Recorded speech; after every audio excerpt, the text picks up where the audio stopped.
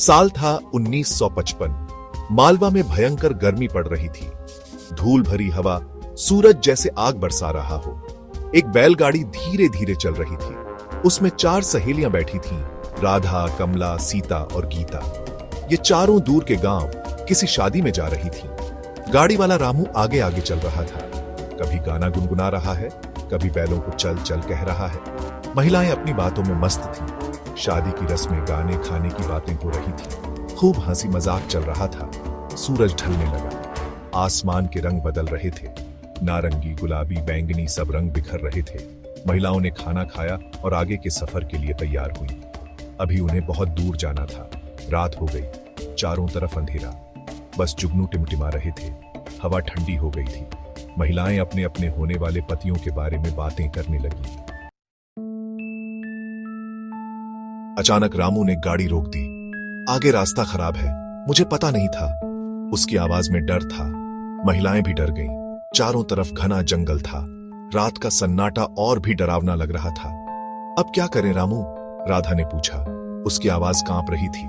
और कोई रास्ता नहीं है, हमें पैदल जाना होगा, रामू ने कहा। महिलाएं हिचकिचा रही थीं, पर क्या करती? वे लोग पैदल चलने लगे।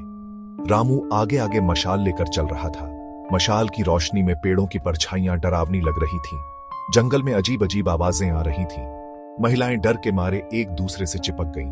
काफी देर बाद उन्हें दूर से एक रोशनी दिखाई दी। लगता है कोई घर है, रामू ने कहा।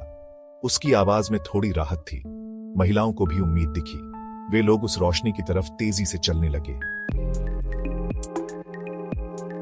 जैसे जैसे वे लोग रोशनी के पास पहुंच रहे थे, डर भी बढ़ रहा था, क्योंकि वो रोशनी एक पुराने खंडहर जैसे घर से आ रही थी। खिड़कियां टूटी हुई थीं, दीवारों में दरारें थीं। कोई है क्या? रामू ने जोर से पूछा।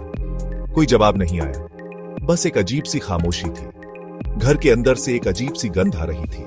महिलाएं डर के मारे पीछे हटने लगी। हमें यहां से चलना चाहिए, सीता बोली। उसकी आवाज कांप रही थी।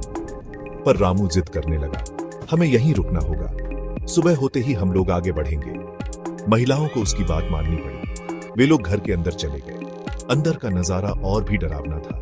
धूल से भरा फर्नीचर, फटी हुई तस्वीरें, टूटी हुई मूर्तियां, जैसे सालों से कोई वहां नहीं गया हो। रामू ने एक कमरे में आग जलाई। महिलाएं आग के पास बैठ गईं। ठंड और डर से कांप रही थीं। अचानक घर के अंदर से कुछ आहट हुई, जैसे कोई चल रहा हो। तुम लोगों ने सुना? गीता ने धीरे से कहा। उसकी आंखें डर से बड़ी हो गई थीं। बाकी महिलाओं ने भी हां में सर हिलाया। रामू अपनी मशाल लेकर आवाज के पीछे एक कमरे में गया। महिलाएं इंतजार कर रही थीं। अचानक एक जोरदार चीख सुनाई दी। वे लोग भागकर उस कमरे में गईं, पर कमरा खाली था। रामू गायब था। महिलाओं ने उसे बहुत ढूंढा, पर वो कहीं नहीं मिला। सुबह जब गांव वाले उस घर में पहुंचे, तो वहां सिर्फ 3 महिलाएं बैठी थीं, डरी हुई, हैरान।